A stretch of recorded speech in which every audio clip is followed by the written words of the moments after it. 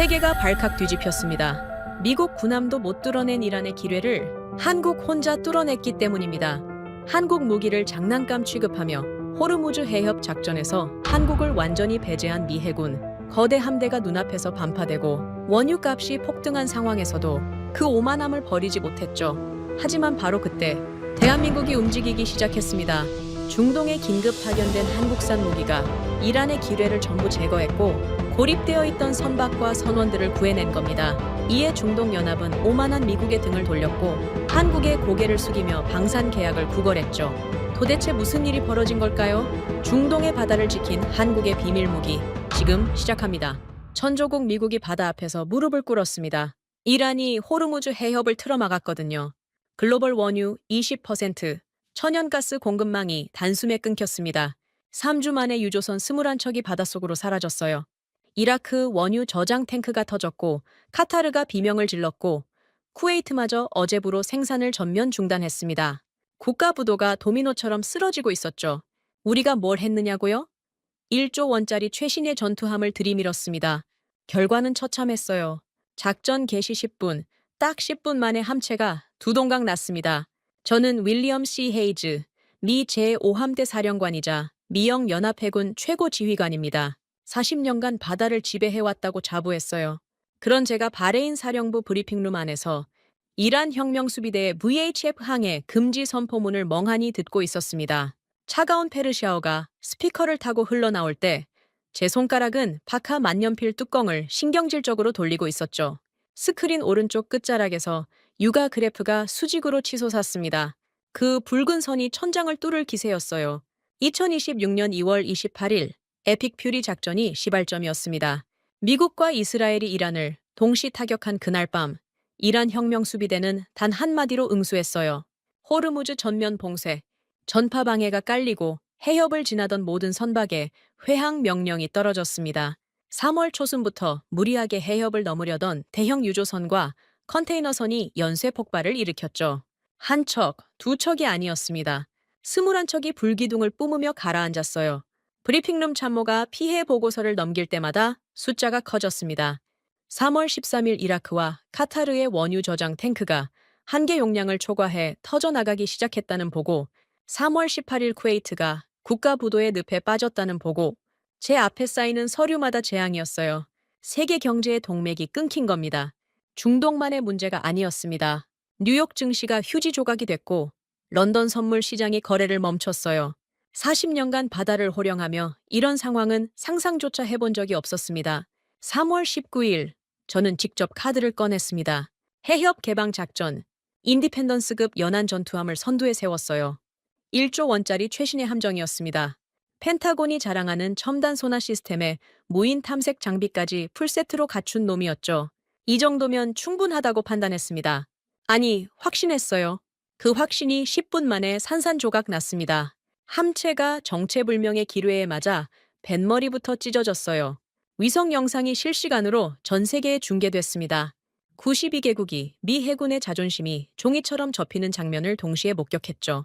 브리핑룸 스크린에 거대한 함체가 두 동강 나는 위성 사진이 떴을 때 제 옆에 앉은 참모 셋이 동시에 고개를 돌렸습니다.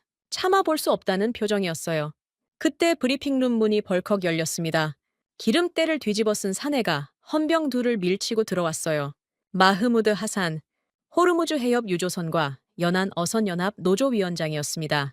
바닷바람에 쩍쩍 갈라진 구릿빛 피부에 핏줄이 붉어진 팔뚝이 부들부들 떨리고 있었어요.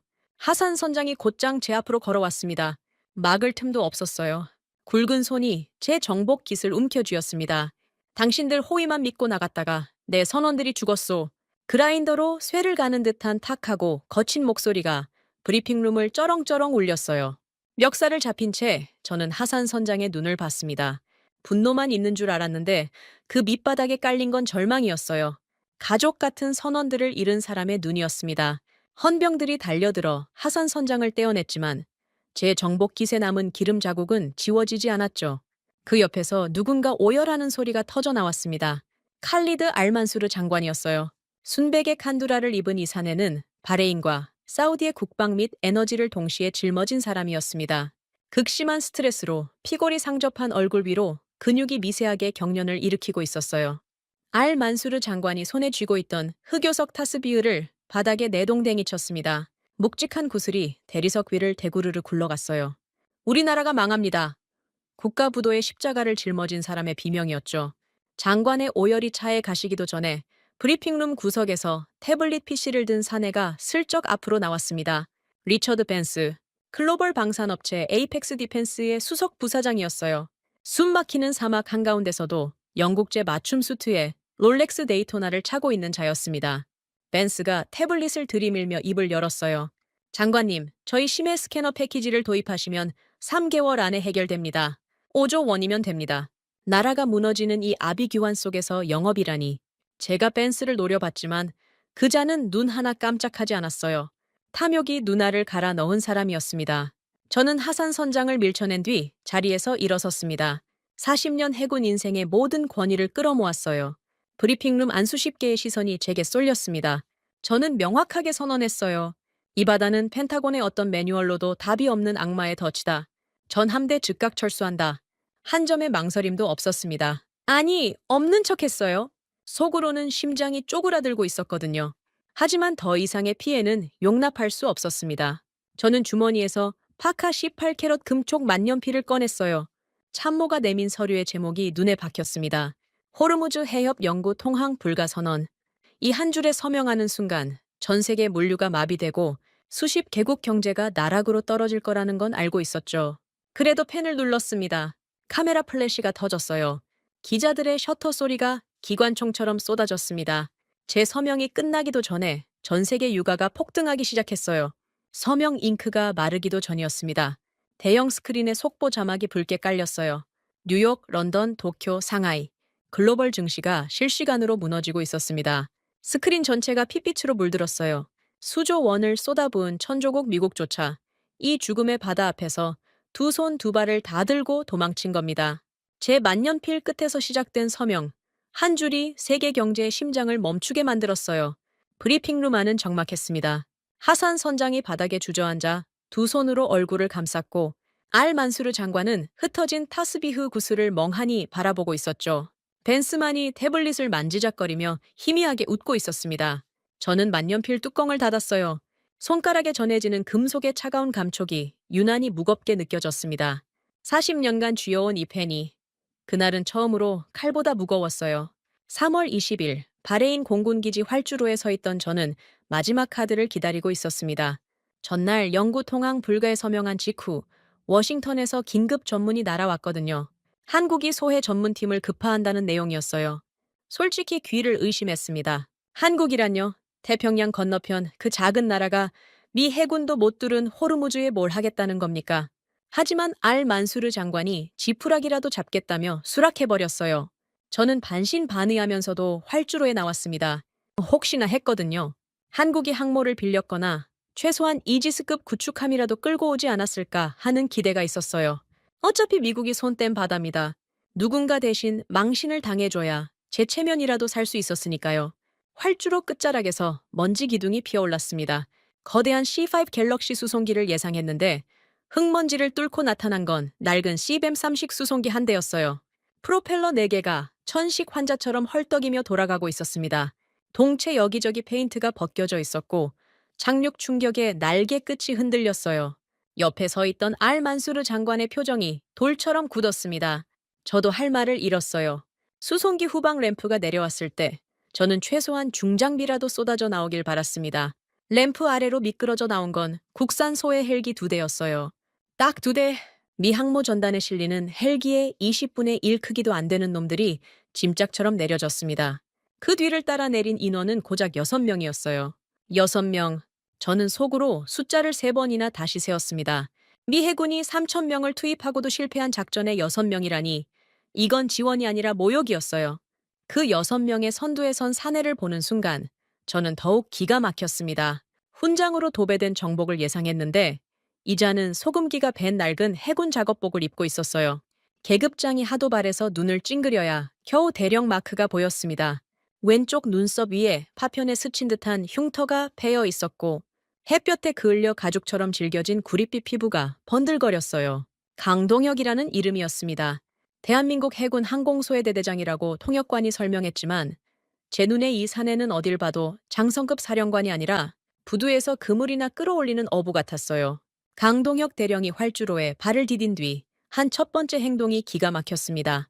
훈장을 두른 서방 장성 12명이 도열해 있었는데 그 누구에게도 거수경례를 올리지 않았어요. 대신 바닥에 쪼그려 앉더니 활주로 모래를 손가락으로 찍어 입에 넣었습니다. 모래 맛을 본 겁니다. 그리고는 고개를 들어 바람을 맡았어요. 마치 짐승이 사냥감의 냄새를 추적하듯 코끝을 바람 방향으로 향한 채 눈을 감았습니다. 40년 해군 인생에서 이런 광경은 처음이었어요. 제 옆에 선 참모가 황당하다는 듯 제 얼굴을 쳐다봤지만 저는 표정을 바꾸지 않았습니다. 웃기지도 않았거든요. 이 사람들이 진지한 건지 우리를 놀리러 온 건지 판단이 서지 않았어요. 리처드 펜스가 먼저 입을 열었습니다. 롤렉스 데이토나를 찬 손으로 헬기 동체를 툭툭 두드리더니 코웃음을 터뜨렸어요. 이게 뭡니까? 개발도상국 동네 장난감 박람 회장이라도 열겠다는 겁니까? 그 폭소가 활주로에 메아리 쳤습니다. 벤스 뒤에 서 있던 미군 참모 몇 명도 입꼬리를 올렸어요. 솔직히 저도 같은 생각이었습니다. 1조 원짜리 최신의 전투함도 10분 만에 박살난 바다에 저 장난감 같은 헬기 2대로 뭘 하겠다는 겁니까? 알 만수르 장관은 분노를 참지 못했어요. 통역관에게 삿대질을 하며 소리쳤습니다. 한국이 우리를 기만하는 겁니까? 이게 전부란 말입니까? 장관의 목소리가 갈라졌어요. 나라가 침몰하는 판에 도착한 구원군이라는 게 고작 낡은 수송기 한 대라니 장관의 분노는 충분히 이해할 수 있었습니다. 그 소란 속에서 강동혁 대령은 모래를 털고 일어나 한마디를 던졌습니다. 바다 냄새부터 맡읍시다. 통역관이 옮긴 그 말에 활주로가 조용해졌어요. 너무 황당해서 아무도 반응을 못한 겁니다. 제 옆에 있던 로버트 스털링 감사관이 그 틈을 놓치지 않았습니다. 두꺼운 연합군 교정규칙 및 예산 집행 규정집을 성경처럼 품에서 꺼내 들었어요. 은퇴 안경 너머로 헬기를 한번 훑더니 입을 열었습니다. 해당 장비는 연합군 공인 목록에 등재되지 않은 미승인 기종입니다.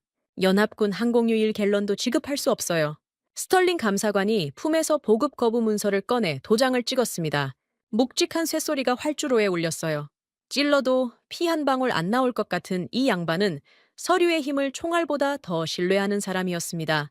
예산 지원 0%가 공식적으로 확정된 순간이었어요. 사령부 브리핑룸으로 자리를 옮겼습니다. 저는 이번 작전을 위해 수억 달러를 들여 구축한 3차원 홀로그램 작전 지도를 띄웠어요. 호르무즈 해협 전역의 해저 지형, 조류 데이터, 수온 분포까지 실시간으로 반영되는 펜타곤 최고의 역작이었습니다. 이 지도 하나에 미 해군의 기술력과 자존심이 응축되어 있었죠. 강동혁 대령이 브리핑룸에 들어왔을 때 저는 은연중에 그의 반응을 기대했어요. 경탄이든 위축이든 어떤 형태로든 반응이 있을 거라고 봤습니다. 하지만 강 대령은 홀로그램 테이블을 거들떠보지도 않았어요. 수억 달러짜리 지도가 허공에 빛나고 있는데 이 사람은 창밖만 보고 있었습니다. 유리창 너머로 보이는 호르무즈 해협의 파도를 뚫어지게 응시했어요. 등을 돌린 채 꼼짝도 않는 그 뒷모습에서 무례함이 느껴졌습니다. 참모가 브리핑을 시작하려 했어요. 해협의 기로의 분포 추정도, 조류 패턴 분석, 투입 가능 전력 평가. 슬라이드 첫 장이 뜨자마자 강 대령이 돌아섰습니다. 탁상 공론할 시간 없습니다. 통역관의 목소리가 브리핑룸에 울렸어요. 제 참모가 말문이 막혀 저를 쳐다봤습니다. 40년간 미 해군 사령부에서 브리핑 도중에 말을 자른 사람은 대통령을 포함해 단 한 명도 없었어요. 이 무례한 한국군 대령이 최초였습니다. 분노가 치밀었지만 저는 파카 만년필 뚜껑을 돌리며 참았어요. 어차피 실패할 작전인데 한국이 먼저 나서서 망신당하는 게 제겐 나쁘지 않았거든요. 강 대령은 헬기 2대와 6명의 대원 중 단 한 명만 데리고 회의실을 박차고 나갔습니다. 윤지수라는 젊은 여성 박사였어요. 헝클어진 단발머리에 두꺼운 뿔테 안경을 쓰고 있었는데 며칠 밤을 사온 듯 눈 밑에 짙은 다크서클이 내려앉아 있었습니다. 하지만 눈빛만큼은 달랐어요.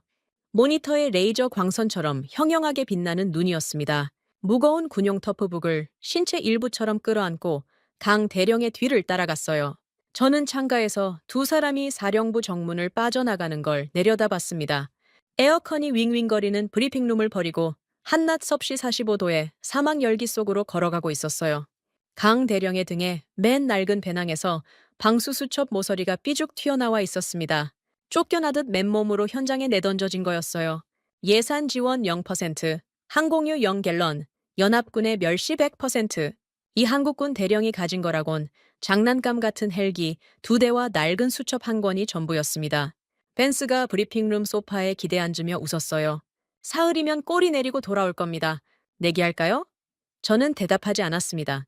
대신 유리창 너머로 사라져가는 강 대령의 뒷모습을 지켜봤어요. 작업복에 밴 소금기가 사막 햇살에 하얗게 빛나고 있었습니다. 저 사람이 뭘 하려는 건지 감조차 잡히지 않았어요. 다만 한 가지, 활주로에서 모래 맛을 보던 그 행동이 자꾸 머릿속에 걸렸습니다. 40년간 바다를 상대했지만 바다의 맛을 직접 본 적은 한 번도 없었거든요. 강동혁 대령이 사령부를 나간 뒤 저는 감시 카메라 피드를 돌렸습니다. 사령관으로서 관할 구역에서 벌어지는 모든 행동을 파악할 의무가 있었거든요. 스크린에 부두 영상이 떴어요.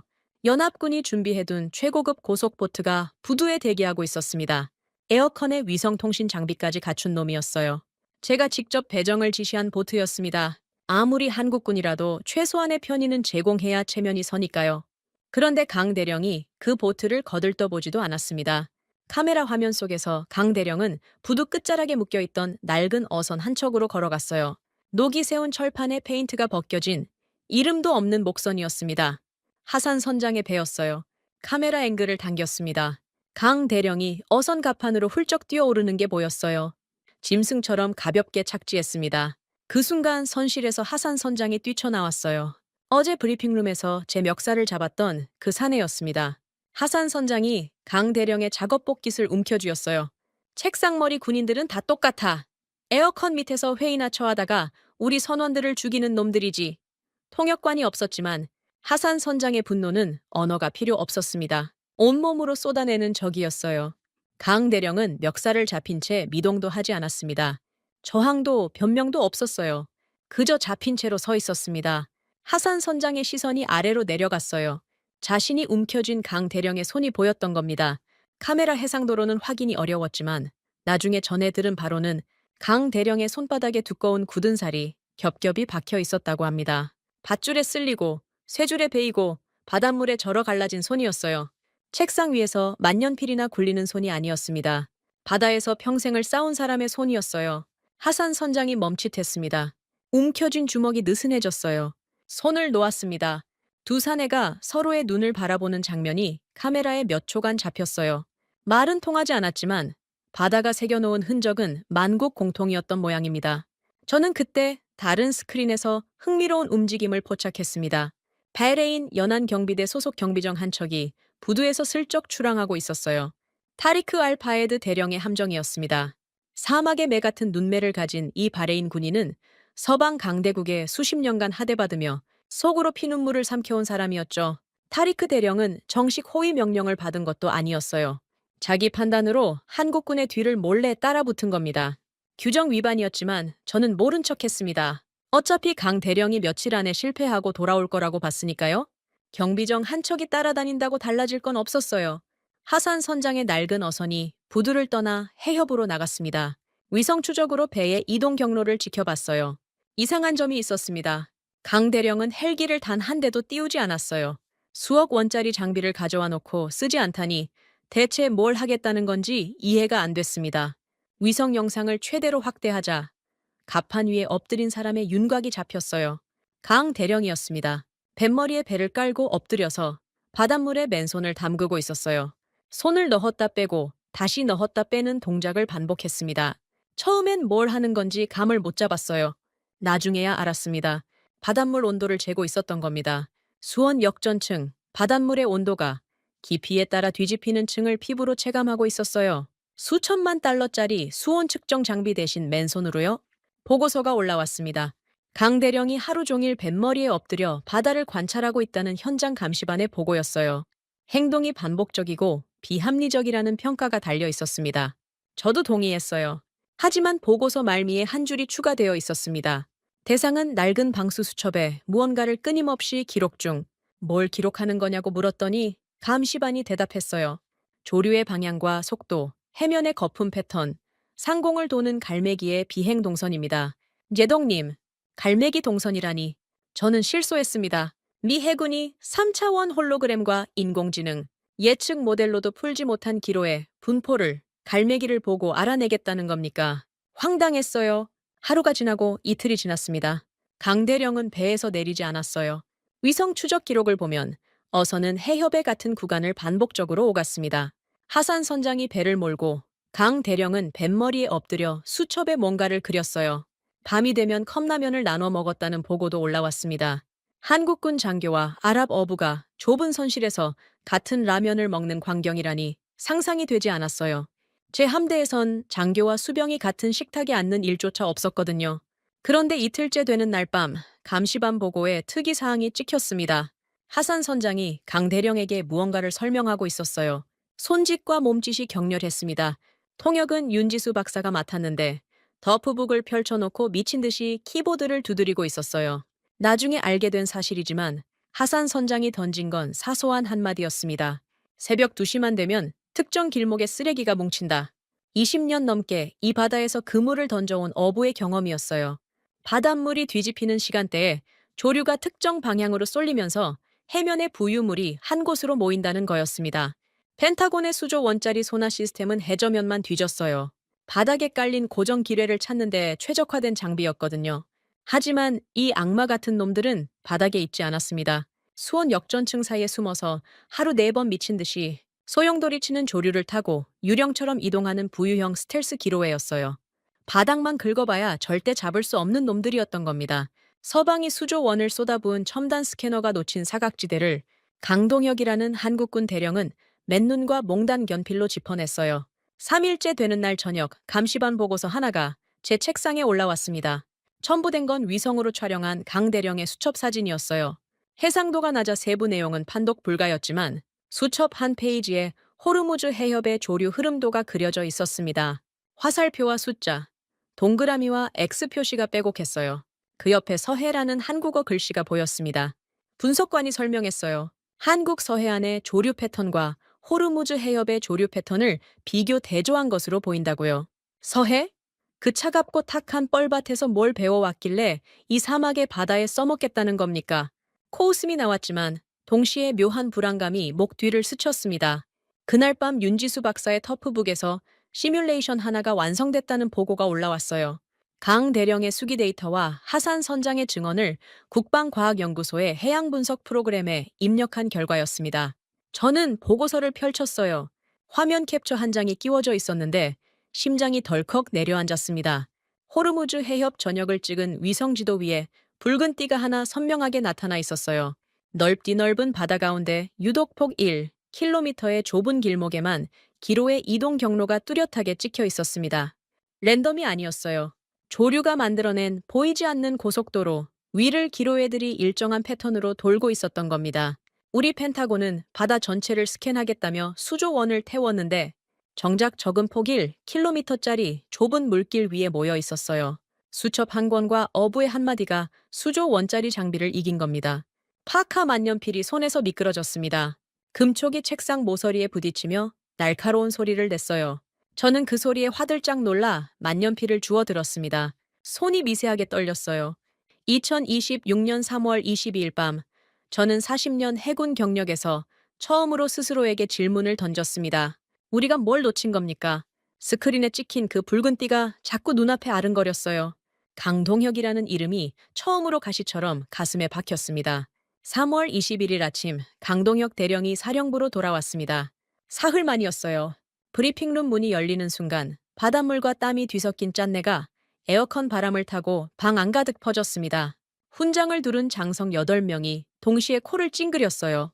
강 대령의 작업복은 사흘 전보다 더 누렇게 바랬고 소금기가 마른 자국이 어깨와 등의 하얀 얼룩으로 번져 있었습니다. 그 꼴로 제 홀로그램 테이블 앞에 섰어요.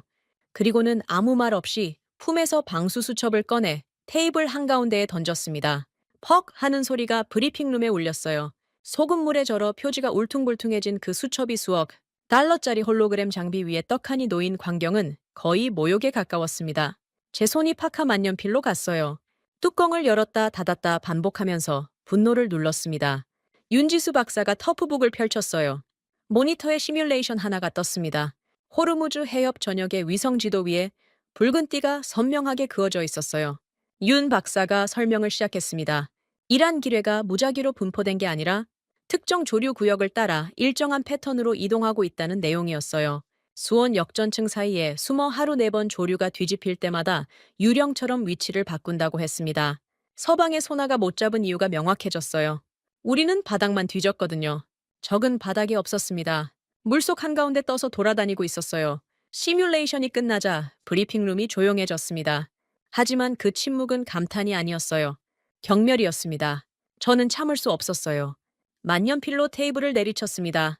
금촉이 대리석 표면에 부딪히며 찍하는 소리가 났어요. 40년 해군 인생에 이런 원시적이고 비과학적인 억측은 처음 봅니다. 제 목소리가 브리핑룸 벽에 부딪혀 돌아왔습니다. 어부한테 들은 얘기와 손으로 그린 낙서 몇 장이 펜타곤의 분석 체계를 부정한다? 이건 군사작전이지 어촌 민속학 수업이 아니었어요. 참모들이 제 뒤에서 고개를 끄덕였습니다. 당연한 반응이었죠. 리처드 벤스가 소파에서 몸을 일으켰어요. 롤렉스를 찬 손목을 느긋하게 들어 올리며 입을 열었습니다. 잠깐, 저만 이상하다고 느끼는 겁니까? 벤스의 눈이 가늘어졌어요. 한국이 이란과 짜고 방산 수출쇼를 벌이는 거 아닙니까? 기로의 위치를 미리 알고 있으니까 저렇게 자신만만한 거죠. 음모론이었습니다. 터무니없었어요. 하지만 브리핑룸 안 몇몇 장교들의 눈빛이 흔들렸습니다. 벤스는 그걸 놓치지 않았어요. 제 스캐너 패키지라면 과학적으로, 체계적으로 해결할 수 있습니다. 한국의 고개쇼에 수천 명의 목숨을 걸 건 아니지 않습니까? 능숙한 말솜씨였어요. 공포를 심고 대안을 파는 전형적인 로비스트의 수법이었습니다. 분위기가 강 대령에게 불리하게 돌아갔어요. 제 참모가 눈짓을 보냈습니다. 헌병을 부를까요? 라는 뜻이었죠. 저는 고개를 끄덕였어요. 미 해군 헌병 넷이 브리핑룸 양쪽 문으로 들어왔습니다. 체격 좋은 사내들이 강 대령 쪽으로 위압적으로 다가섰어요. 한국군 대령 하나 끌어내는데 헌병 넷이라니 과하다는 생각도 들었지만 절차는 절차였습니다. 강 대령을 이 브리핑룸에서 퇴장시키면 모든 게 원래대로 돌아갈 거라고 봤어요. 한국팀은 실패의 낙인이 찍힌 채 귀국하고 저는 영구 통항 불가라는 결정을 정당화할 수 있었습니다. 그때 강 대령이 입을 열었어요. 헌병의 그림자가 어깨 위로 들이우는 상황에서도 이 사내의 목소리는 흔들리지 않았습니다. 바다 전체를 스캔하겠다는 건 서방의 실패를 반복하는 겁니다. 통역관의 목소리가 브리핑룸에 울렸어요. 강 대령이 수첩을 집어들고 붉은 띠가 그려진 페이지를 펼쳤습니다. 놈들이 몰려다니는 길목은 딱 하나입니다. 폭 1km, 길이 5km. 이 병목 구간만 48시간 안에 쓸어버리겠습니다. 바다 전체가 아니라 단 5제곱킬로미터만 치겠다는 소리였어요. 미 해군이 수백 제곱킬로미터를 대상으로 잡고도 실패한 작전을 한국군 대령은 바늘 구멍만 한 구역으로 압축해버린 겁니다. 브리핑룸이 술렁였습니다. 헌병들이 강 대령의 팔을 잡으려 손을 뻗었어요. 그 순간 알 만수르 장관이 자리에서 벌떡 일어났습니다. 잠깐!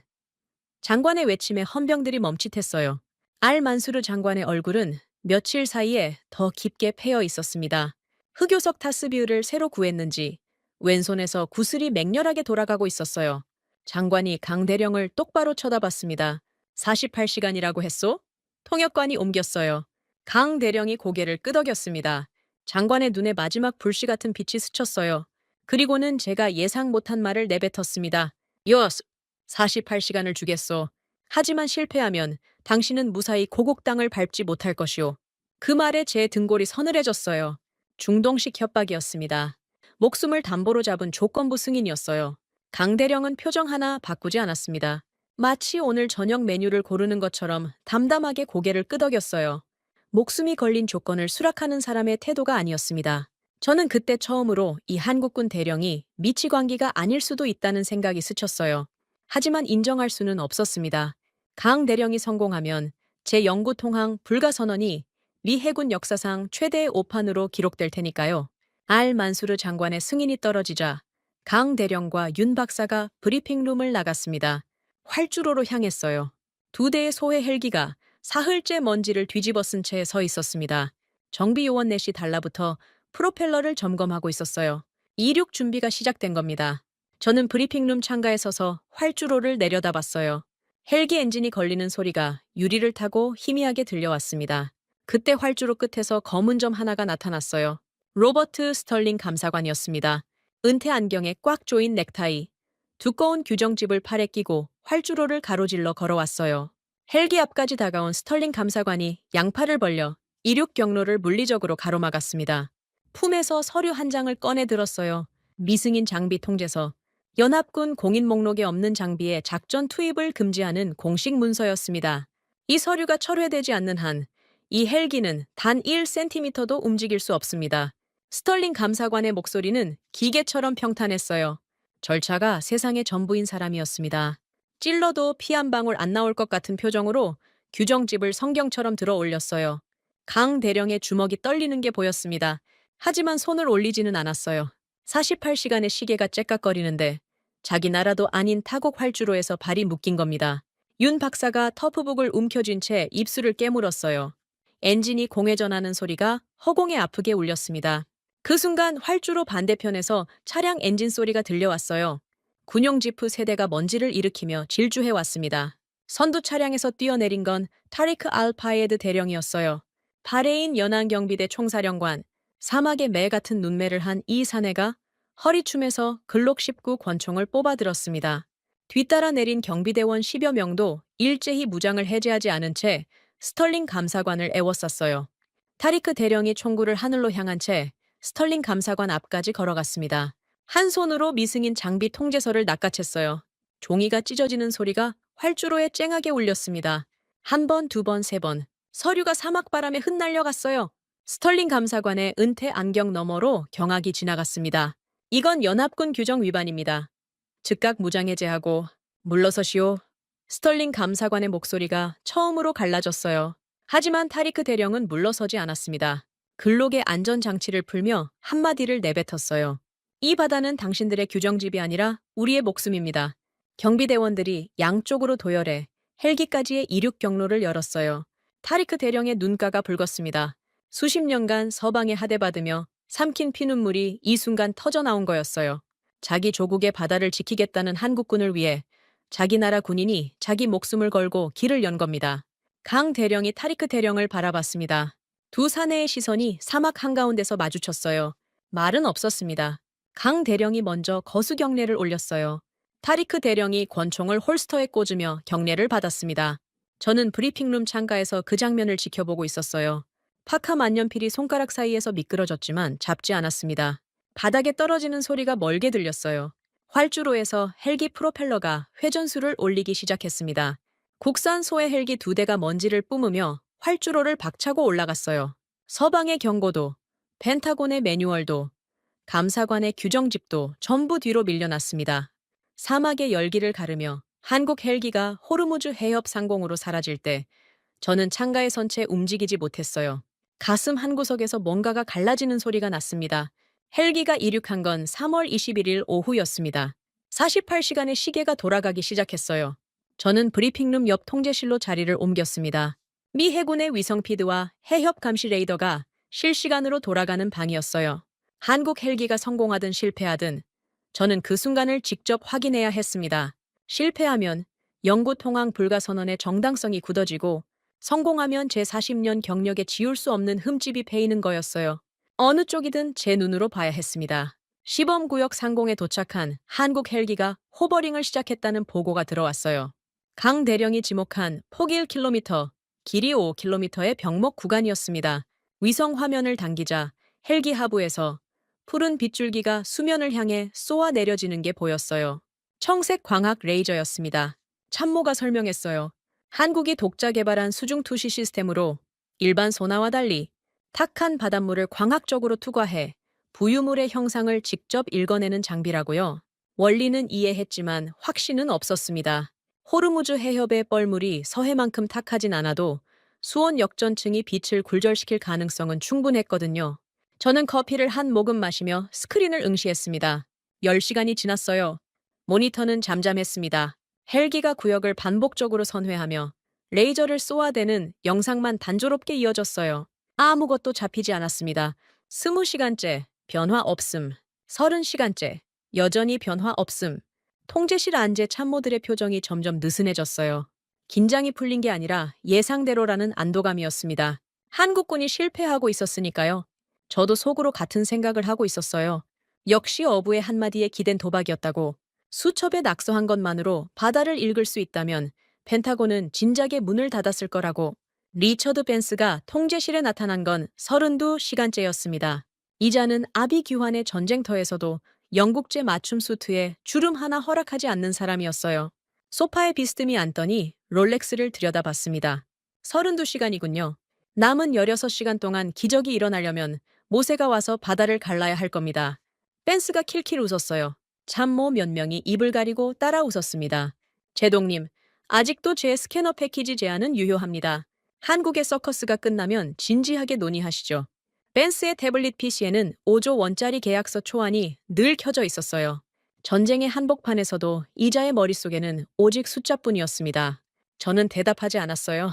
다만 커피잔을 손에 쥔 채 스크린에서 눈을 떼지 않았습니다. 36시간, 39시간, 40시간. 모니터는 여전히 어둡고 고요했어요. 제가 기대한 대로 흘러가고 있었습니다. 강 대령의 48시간이 남은 8시간으로 쪼그라들고 있었어요. 저는 슬슬 영구 통항 불가 선언의 후속 조치를 머릿속으로 정리하기 시작했습니다. 워싱턴에 보낼 보고서의 문장도 떠올렸어요.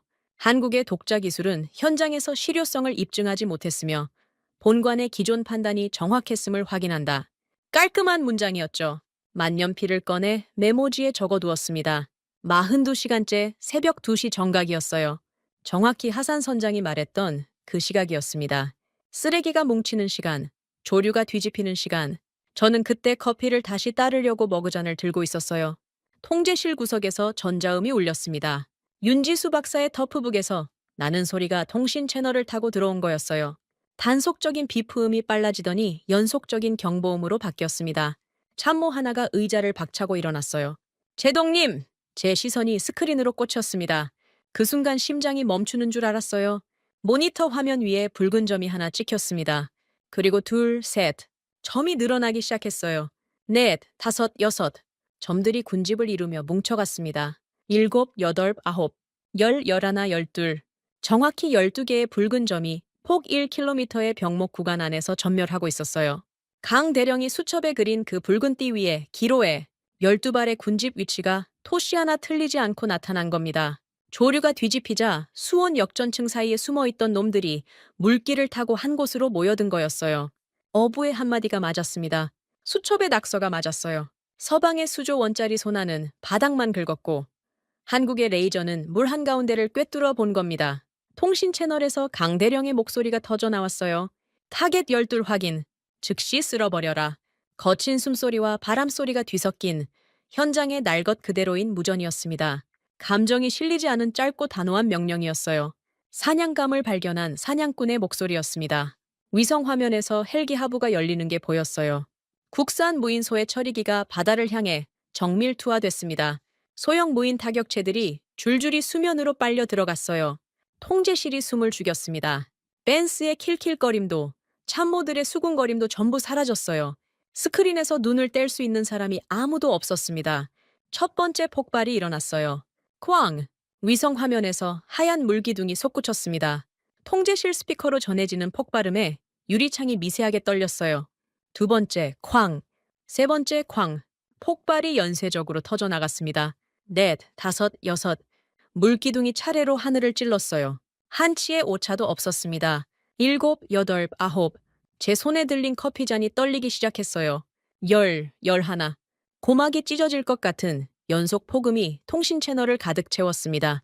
그리고 12번째. 마지막 물기둥이 솟구치며 해면이 하얗게 부서졌어요.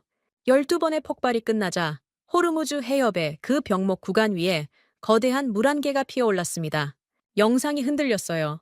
폭발의 여파로 위성 카메라가 잠시 초점을 잃었습니다. 화면이 복구됐을 때 통제실 앞 모든 시선이 하나의 숫자로 쏠렸어요. 스크린 상단의 기로에 잔존율이 실시간으로 갱신되고 있었습니다. 숫자가 내려가고 있었어요. 83, 67, 42, 25. 데이터가 정리되며 숫자가 뚝뚝 떨어졌습니다. 그리고 마지막 수치가 확정됐어요. 0%. 시범 구역 기로에 잔존율 0%. 그 숫자 옆에 초록색 불빛이 번쩍 들어왔습니다. 통항 안전. 제가 이틀 전 영구 통항 불가를 선언하며 붉게 물들였던 바로 그 구간에 초록빛이 켜진 겁니다. 제 서명이 틀렸다는 증거가 스크린 위에서 빛나고 있었어요. 커피잔이 손에서 미끄러졌습니다.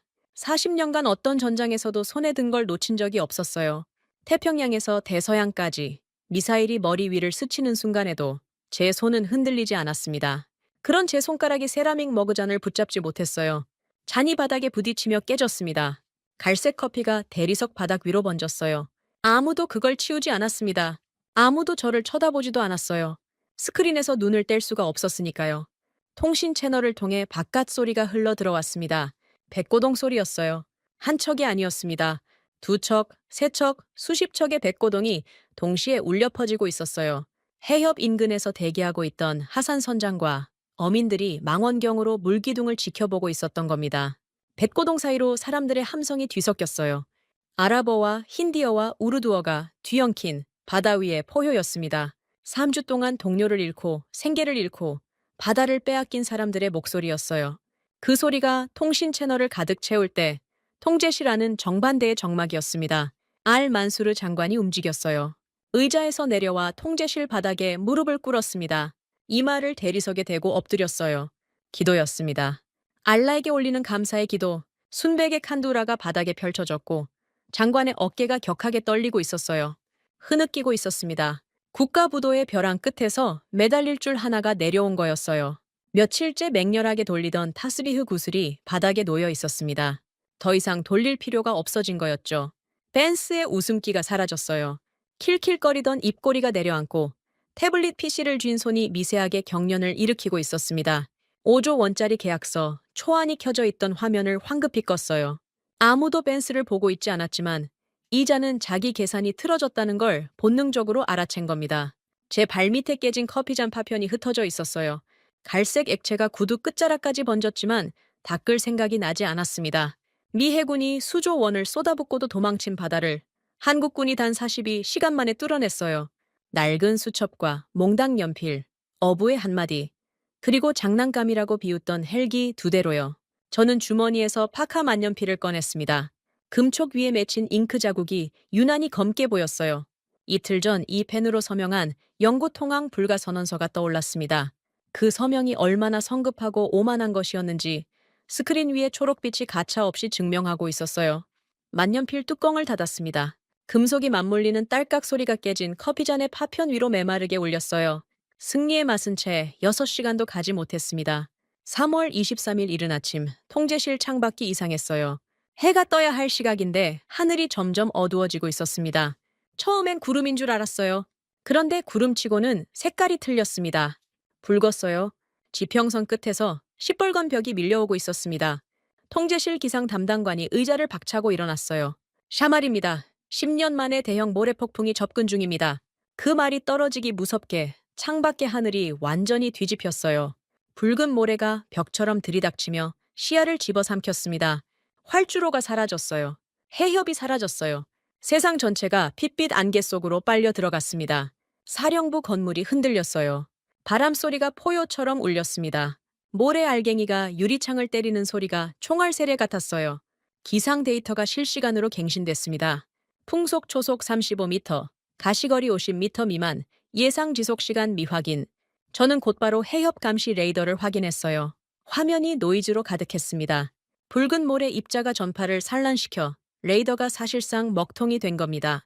위성 화면도 마찬가지였어요. 해협 전체가 붉은 장막에 덮여 아무것도 보이지 않았습니다. 한국 헬기의 위치, 신호만 점 하나로 깜빡이고 있었어요. 새벽에 12발을 날려버린 그 헬기가 아직 구역 상공에 떠 있었습니다. 통신 채널이 열렸어요. 윤지수 박사의 목소리가 들려왔습니다. 레이저 투과율 0%. 수면 아래가 완전히 안 보입니다. 목소리가 떨리고 있었어요. 어젯밤 12발의 기뢰를 찾아낸 그 청색 광학 레이저가 쓸모없는 빗줄기가 되어버린 겁니다. 붉은 모래가 대기에 가득 차면서 레이저 파장 자체를 흡수해버렸어요. 눈을 뜨고도 앞이 안 보이는 완벽한 실명 상태였습니다. 저는 파카 만년필 뚜껑을 열며 속으로 중얼거렸어요.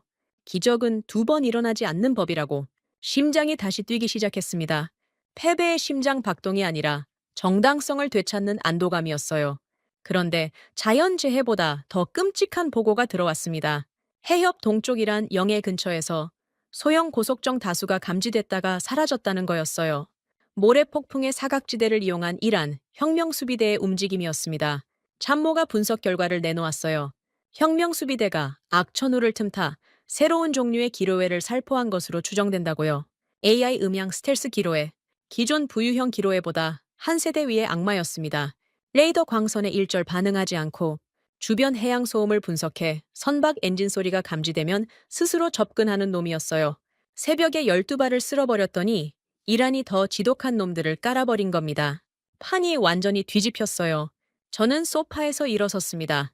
어깨가 펴졌어요. 보셨습니까? 어젯밤의 성공은 의미 없는 일회성 요행이었습니다. 제 목소리에 40년 해군의 권위가 돌아와 있었어요. 통제실 안참모들이 고개를 끄덕였습니다. 한국의 레이저가 모래폭풍 하나에 무력화됐고 이란은 더 진화한 기로회로 응수했어요. 게임은 끝난 거였습니다. 한국의 장비가 자연 앞에서 한계를 드러냈습니다. 추가 작전은 무의미해요. 제 선언에 벤스가 소파에서 몸을 일으켰습니다. 롤렉스를 찬 손으로 턱을 쓸며 미소를 지었어요. 이자는 타이밍을 재고 있었습니다. 벤스가 움직인 건 그날 오후였어요. 통제실에서 슬쩍 빠져나간 벤스가 어디로 갔는지 저는 저녁이 돼서야 알았습니다. 참모가 태블릿을 들고 뛰어왔어요. 화면에 월스트리트 저널 온라인판 속보가 떠 있었습니다. 제목이 눈에 박혔어요. 한국 무기의 치명적 결함, 호르무즈 1차 성공은 조작된 행운이었나. 익명의 방산 전문가를 인용한 기사였습니다. 한국의 청색 광학 레이저가 특정 기상 조건에서만 작동하는 미완성 기술이며 어젯밤의 성공은 통제된 조건에서 연출된 시범에 불과하다는 내용이었어요. 기사 말미에는 에이펙스 디펜스의 심해 스캐너 패키지가 유일한 과학적 대안이라는 문장이 슬쩍 끼어 있었습니다. 벤스의 손끝에서 나온 기사라는 건 누가 봐도 뻔했어요. 하지만 저는 정정 요청을 하지 않았습니다. 그 기사가 제 판단을 뒷받침해주고 있었으니까요. 기사가 퍼지는 속도는 폭풍보다 빨랐습니다. 1시간 만에 로이터와 파이낸셜 타임스가 후속 보도를 냈어요. 한국 정부가 미검증 무기로 국제 무대에서 도박을 벌이고 있다는 논조였습니다. 유럽 방산 포럼에서는 한국 헬기의 기술 신뢰도 의문이라는 글이 올라왔고 미국 국방부 브리핑에서도 기자가 한국군의 독자 작전에 대한 펜타곤의 공식 입장을 물었어요. 서방 언론이 일제히 한국을 향해 총을 겨눈 겁니다. 한국 팀의 기술이 부족해서가 아니었어요. 자연재해와 기득권의 이해관계가 동시에 덮쳐온 거였습니다. 로버트 스털링 감사관이 통제실 문을 열고 들어온 건 기사가 퍼진 직후였어요. 은퇴 안경 너머로 평소보다 한층 더 차가운 눈빛이 빛났습니다. 규정집을 팔에 끼고 있었는데 그 위에 새 서류가 한 장 얹혀 있었어요. 감사관이 서류를 테이블에 내려놓으며 입을 열었습니다. 언론 보도와 기상 상황을 종합 판단한 결과 한국군의 작전 지속은 연합군 자산의 불합리한 낭비로 판단됩니다. 본인 권한으로 항공유 지급을 즉각 중단합니다. 서류 제목은 연합군 항공연료 긴급 통제 명령서였어요. 감사관의 도장이 이미 찍혀 있었습니다. 우연에 기댄 도박에 연합군 항공유를 단일 갤런도 더 줄 수 없습니다. 스털링 감사관은 서류를 들고 통제실을 나갔어요. 30분 뒤 보고가 올라왔습니다. 감사관이 직접 보급 창고로 가서 항공유 밸브를 잠갔다고요. 밸브만 잠근 게 아니었어요. 대형 철제 자물쇠를 창고 문에 채웠습니다. 열쇠는 감사관 본인의 주머니에 넣었어요. 한국 헬기의 연료가 끊긴 겁니다. 눈이 멀었는데 발까지 묶여버렸어요. 저는 그 보고를 듣고도 개입하지 않았습니다. 스털링 감사관의 조치가 규정상 하자 없는 정당한 판단이었거든요. 아니, 솔직히 말하면 개입하고 싶지 않았어요. 한국 팀이 스스로 포기하고 짐을 싸면 모든 게 깔끔해지니까요. 알 만수르 장관이 통제실로 찾아왔습니다. 어젯밤 바닥에 엎드려 감사 기도를 올리던 그 사람이었어요. 하지만 지금은 얼굴이 완전히 달랐습니다. 희망이 빠져나간 자리에 공포가 들어차 있었어요. 헤이즈 제독, 이란이 새 기뢰를 깔았고 한국 장비는 먹통이 됐습니다. 이건 더 이상 안 되는 겁니까? 장관의 손에 들린 타스비흐가 다시 맹렬하게 돌아가고 있었어요. 흑요석 구슬이 부딪히는 소리가 딸깍딸깍 통제실에 울렸습니다. 국가부도의 카운트다운이 다시 시작된 거였어요. 한국 팀을 철수시키는 게 맞지 않겠습니까? 장관이 제 눈을 보며 물었습니다. 그 눈빛에서 읽힌 건 질문이 아니라 확인이었어요. 포기해도 되냐는 허락을 구하는 눈이었습니다. 저는 고개를 끄덕이려다 말았어요. 뭔가에 시선이 걸렸거든요. 통제실 유리창 너머 붉은 모래바람 속을 걸어가는 검은 실루엣이 보였습니다. 강동혁 대령이었어요. 모래 폭풍이 사방에서 핥히는 활주로를 혼자 걸어가고 있었습니다. 고개를 숙이지 않았어요. 바람에 밀려 비틀거리면서도 멈추지 않았습니다. 한 손으로 모래를 막고 다른 손에는 그 낡은 방수 수첩을 쥐고 있었어요. 활주로 끝자락에 멈춰선 강 대령이 수첩을 펼쳤습니다. 모래가 종이 위로 쏟아졌지만 등을 바람 쪽으로 돌려 수첩을 감싸 안았어요. 몽당 연필을 꺼내 무언가를 적기 시작했습니다. 붉은 모래 벽 한가운데 혼자 서서 수첩에 뭔가를 끼적이는 뒷모습이었어요. 연료가 끊겼고 눈이 멀었고 서방 언론이 거짓 기사를 퍼뜨렸고 후원자마저 등을 돌리려 하고 있었습니다. 그런데 저 사내는 수첩을 꺼내 들었어요.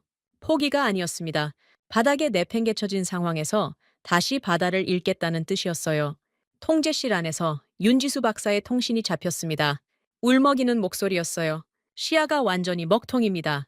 레이저고 뭐고 아무것도 안 됩니다. 통신 너머로 뭔가를 내리치는 소리가 들렸어요. 터프북 모니터를 쾅쾅 때리는 소리였습니다. 그 소리 사이로 박사의 숨 넘어가는 흐느낌이 새어나왔어요. 며칠 밤을 새워 코딩한 시스템이 자연 앞에서 무력해진 순간이었습니다. 자기 손으로 만든 무기가 작동하지 않는 고통은 군인보다 과학자가 더 날카롭게 느끼는 법이었어요. 통신이 끊겼습니다. 저는 창가에 서서 모래바람 속의 강동혁을 지켜봤어요. 알만수르 장관도 제 옆에 와서 같은 방향을 바라보고 있었습니다. 타스비우 구슬 소리가 멈춰 있었어요. 장관도 저 실루엣에서 눈을 떼지 못하고 있었습니다.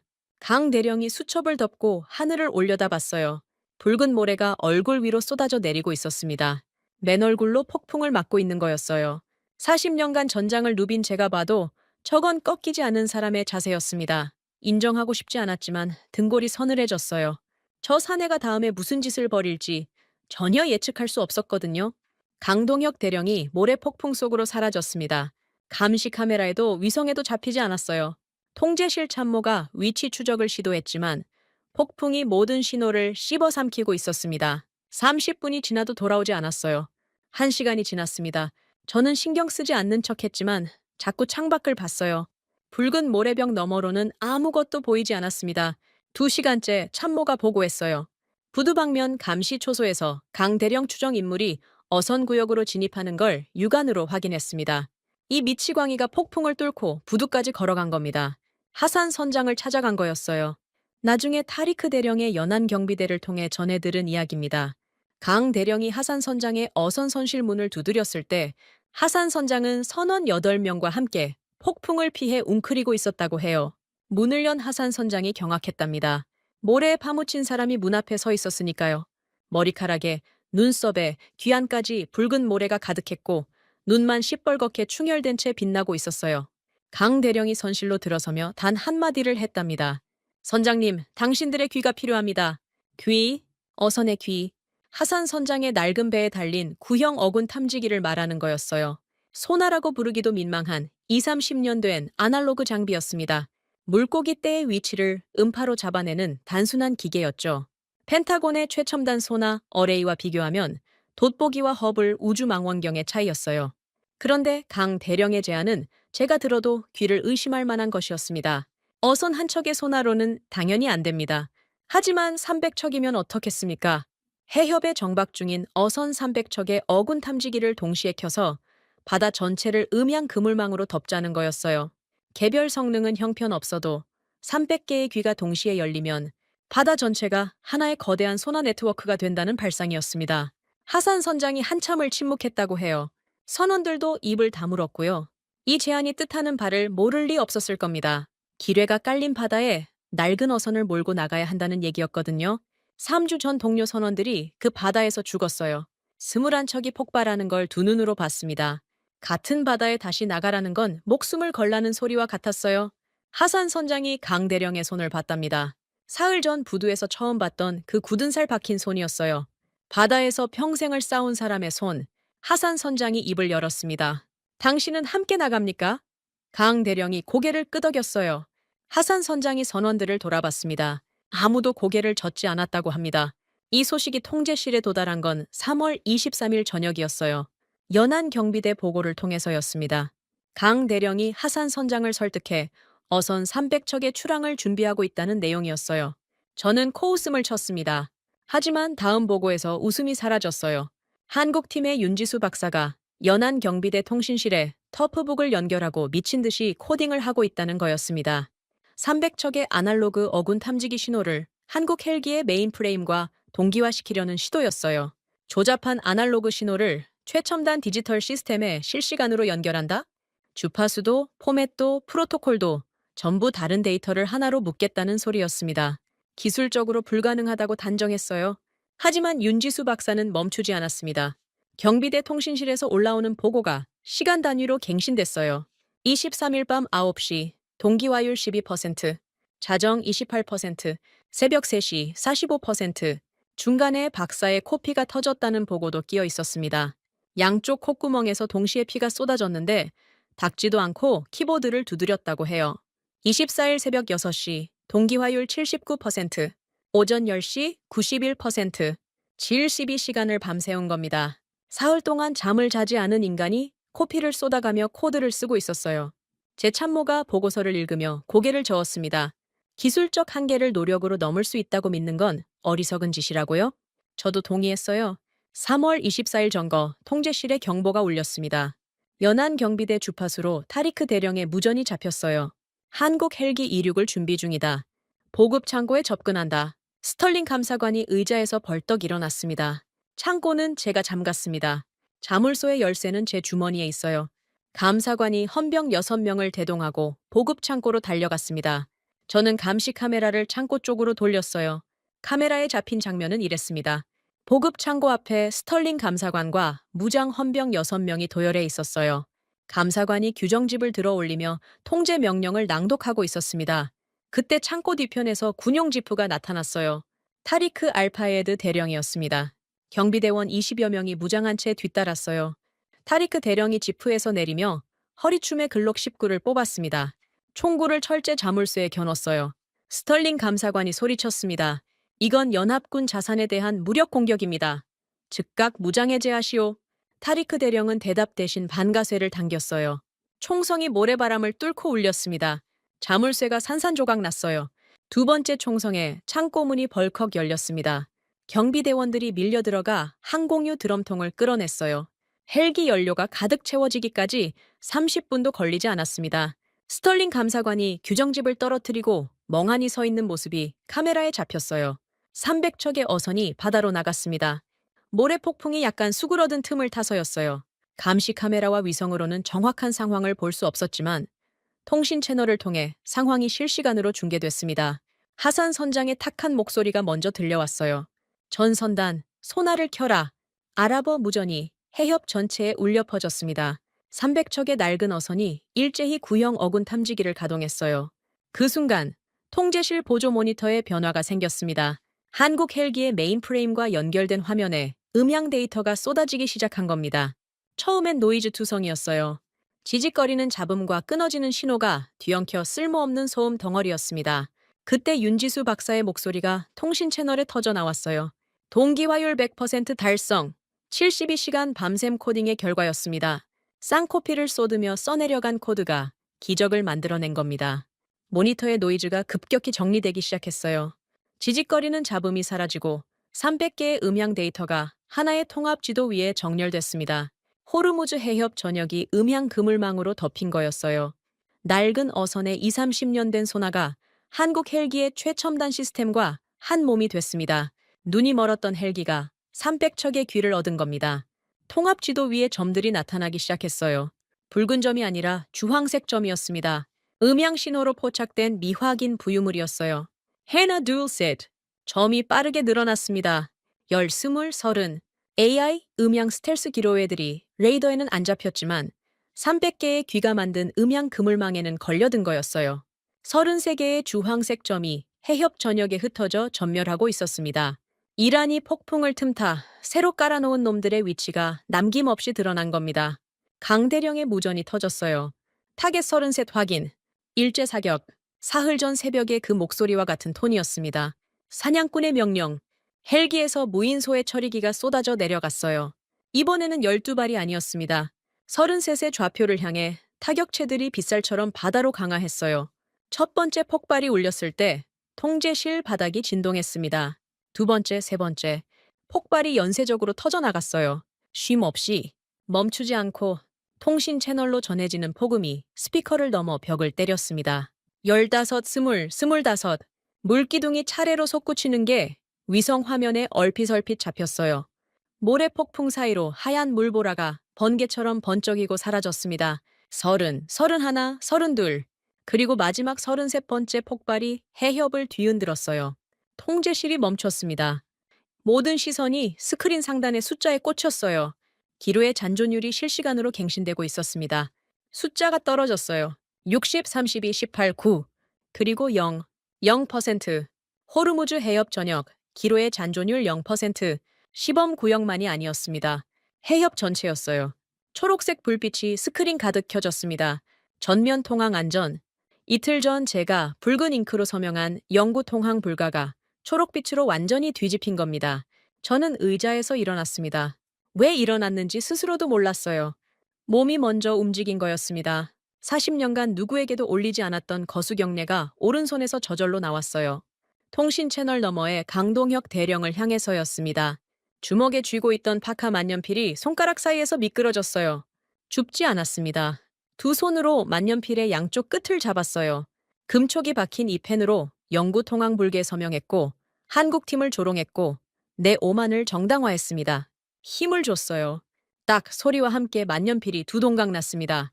금촉이 바닥에 떨어져 대굴대굴 굴러갔어요. 참모들이 경악한 얼굴로 저를 봤습니다. 한국이 새로운 룰입니다. 제 목소리가 갈라졌어요. 40년 해군 인생에서 가장 무거운 한마디였습니다. 펜스가 소파에서 벌떡 일어났어요. 태블릿 PC를 움켜쥐고 출구를 향해 걸음을 옮겼습니다. 하지만 브리핑룸 문 앞에 바레인 경찰 둘이 서 있었어요. 타리크 대령이 불러놓은 겁니다. 서방 언론에 날조 기사를 유포해 연합군 작전을 방해한 혐의였어요. 벤스의 롤렉스 데이토나가 형광등 아래서 마지막으로 번쩍였습니다. 이건 오해입니다. 저는 미국 시민입니다. 벤스의 비명이 복도에 울렸지만 아무도 돌아보지 않았어요. 경찰이 벤스의 양팔을 잡고 끌고 나갔습니다. 태블릿 PC가 바닥에 떨어져 화면이 깨졌어요. 5조 원짜리 계약서 초안이 산산조각난 액정 위에서 마지막으로 깜빡이다 꺼졌습니다. 스털링 감사관이 통제실 구석에 서 있었어요. 규정집을 품에 안은 채 미동도 하지 않고 있었습니다. 그 앞 테이블에 서류 한 장이 놓여 있었어요. 한국군 항공소의 작전 최우수 성공 보고서, 참모가 가져다 놓은 거였습니다. 이 서류에 감사관의 승인 도장이 찍혀야 작전이 공식적으로 성공으로 인정됐어요. 감사관의 손이 떨리고 있었습니다. 은퇴 안경 너머의 눈이 서류와 스크린 사이를 오갔어요. 스크린에는 초록빛이 가득했고 서류에는 빈 칸 하나가 감사관의 도장을 기다리고 있었습니다. 떨리는 손으로 도장을 집었어요. 찍었습니다. 묵직한 쇳소리가 울렸어요. 규정과 절차의 세계에 갇혀 살던 이 사내가 현실 앞에 무릎을 꿇은 소리였습니다. 바로 어제 3월 24일 아침이었습니다. 통제실에서 밤을 새운 저는 창밖을 보고 숨을 멈췄어요. 모래 폭풍이 거짓말처럼 걷혀 있었습니다. 하늘이 쪽빛으로 쩍 갈라져 있었어요. 해협 위로 쏟아지는 햇살이 수면을 다이아몬드처럼 부수고 있었습니다. 이틀 전까지 핏빛 지옥이던 바다가 거울처럼 잔잔했어요. 그 수면 위로 검은 점들이 움직이고 있었습니다. 유조선이었어요. 한 척이 아니었습니다. 두 척, 다섯 척, 열 척, 초대형 유조선 수십 척이 일렬로 줄을 지어 해협을 통과하고 있었어요. 백고동이 울렸습니다. 한 척이 울리자 다음 척이 받았고 그 다음 척이 이어받았어요. 해협 전체가 백고동의 합창으로 진동했습니다. 3주 동안 죽음의 바다였던 호르무즈가 다시 숨을 쉬기 시작한 겁니다. 통제실 스크린에 실시간 육아 그래프가 떠 있었어요. 붉은 선이 수직으로 떨어지고 있었습니다. 사흘 전 천장을 뚫을 기세로 치솟던 그 선이 급전직하했어요. 뉴욕, 런던, 도쿄, 상하이, 전 세계 증시가 동시에 초록색으로 뒤집혔습니다. 해협 통항 재개 확인이라는 속보 자막이 스크린 하단을 쉴 새 없이 흘렀어요. 세계 경제의 심장이 다시 뛰기 시작한 겁니다. 제가 3일 전 서명 한 줄로 멈춰 세웠던 그 심장을 한국군 대령 하나가 되살려 놓았어요. 부러진 만년필 조각이 아직 통제실 바닥에 굴러다니고 있었습니다. 참모가 치우려 했지만 저는 말렸어요. 그냥 두라고 했습니다. 제 오만의 자네였으니까요. 사령부 광장에 사람들이 모여들기 시작했습니다. 어디서 소식을 들었는지 바레인 시민들까지 기지 정문 앞에 몰려와 있었어요. 경비병이 통제하려 했지만 소용없었습니다. 3주 동안 공포에 질려 있던 사람들이 해방감에 쏟아져 나온 거였어요. 아이를 아는 여자, 지팡이를 짚은 노인, 작업복 차림의 노동자. 누가 시키지도 않았는데 사람들이 박수를 치기 시작했습니다. 저는 통제실 창가에서 그 장면을 내려다봤어요. 40년간 수많은 작전 성공 후 환호를 받아봤지만 이건 제게 향한 박수가 아니었습니다. 광장 한쪽에서 칼리드 알 만수르 장관이 걸어 나왔어요. 며칠 사이에 더 깊게 패인 얼굴 위로 눈물이 흐르고 있었습니다. 장관이 향한 곳은 활주로 쪽이었어요. 강동혁 대령이 헬기에서 내리는 참이었습니다. 작업복은 소금기와 모래로 범벅이 됐고 눈은 중혈됐고 사흘 넘게 제대로 자지 못한 사람의 얼굴이었어요. 알만수르 장관이 강 대령 앞에 멈춰 섰습니다. 주머니에서 붉은 벨벳 상자를 꺼냈어요. 상자를 열자 발해인 최고 훈장이 햇살을 받아 번쩍였습니다. 장관이 다른 손으로 접힌 서류를 내밀었어요. 나중에 안사실이지만 그건 금액란이 비어있는 백지수표나 다름없는 독점 방산 계약서였습니다. 원하는 숫자를 적어 넣으면 바레인 정부가 전액 지급하겠다는 뜻이었어요. 강 대령이 훈장과 서류를 보고 고개를 저었습니다. 통역관이 강 대령의 말을 옮겼어요. 군인은 장사꾼이 아닙니다. 이건 받을 수 없습니다. 알 만수르 장관의 입이 벌어졌어요. 사막의 부호가 백지수표를 내밀었는데 거절당한 거였습니다. 장관의 눈에서 눈물이 더 쏟아졌어요. 거절에 대한 분노가 아니었습니다. 존경이었어요. 돈으로 살 수 없는 사람을 난생 처음 만난 거였으니까요. 저는 창가에서 그 장면을 지켜보며 입술을 깨물었습니다. 제가 40년간 미 해군 사령관으로 전 세계를 돌아다니면서 방산 계약을 따내고 예산을 확보하고 무기 패키지를 밀어넣는데 혈안이 됐던 기억이 머릿속을 스쳤어요.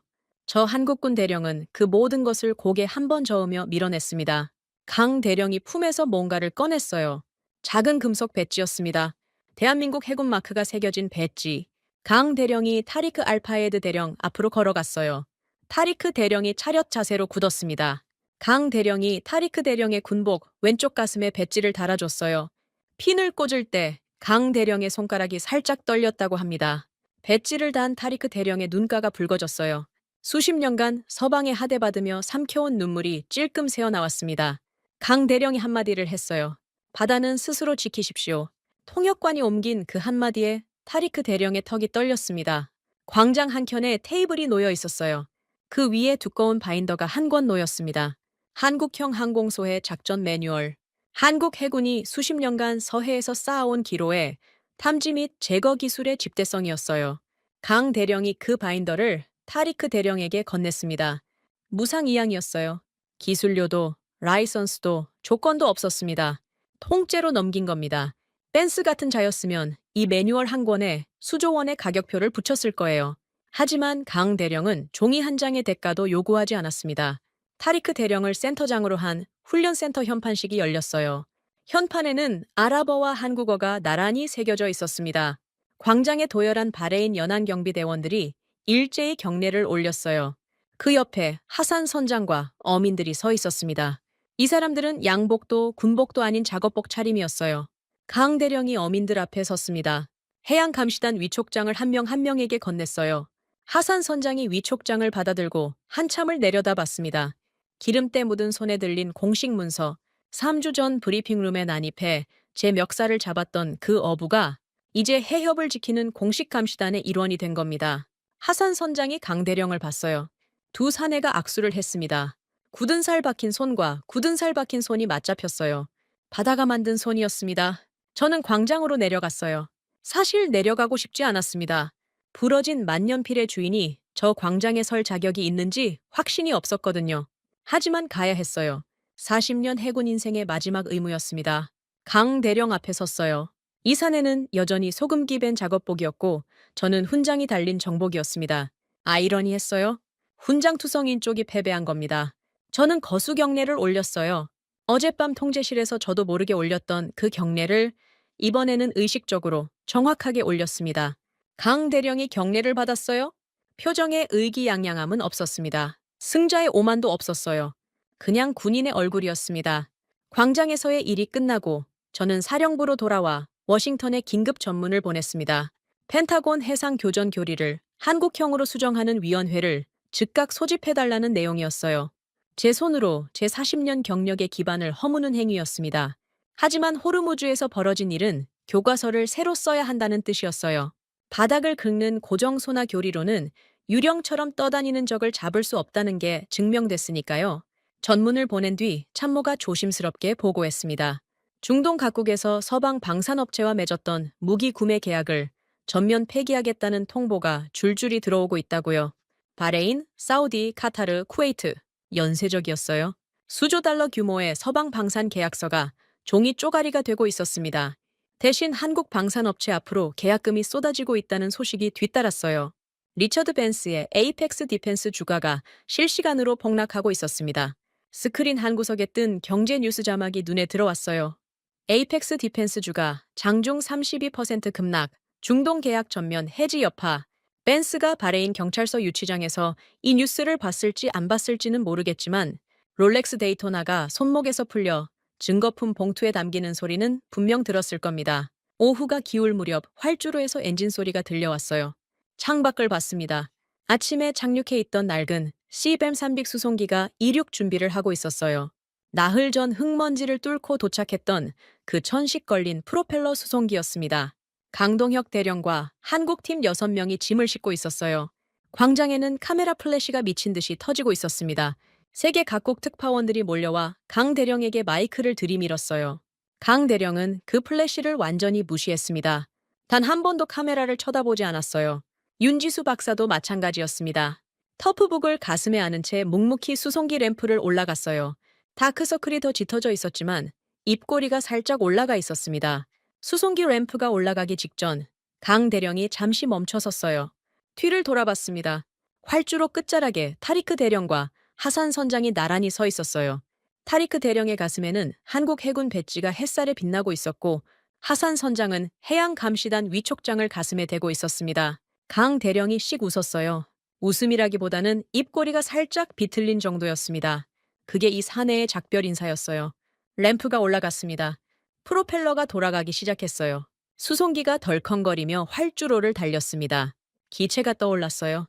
낡은 동체가 쪽빛 하늘을 가르며 올라갔습니다.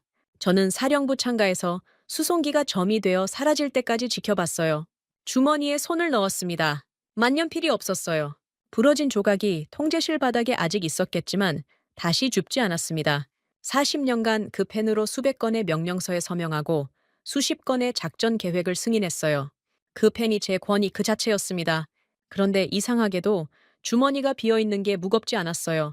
오히려 가벼웠습니다. 수송기가 완전히 사라진 뒤 해협 위로 뱃고동이 다시 울렸어요. 유조선 한 척이 안전하게 해협을 빠져나가며 긴 한 번의 고동을 울린 겁니다.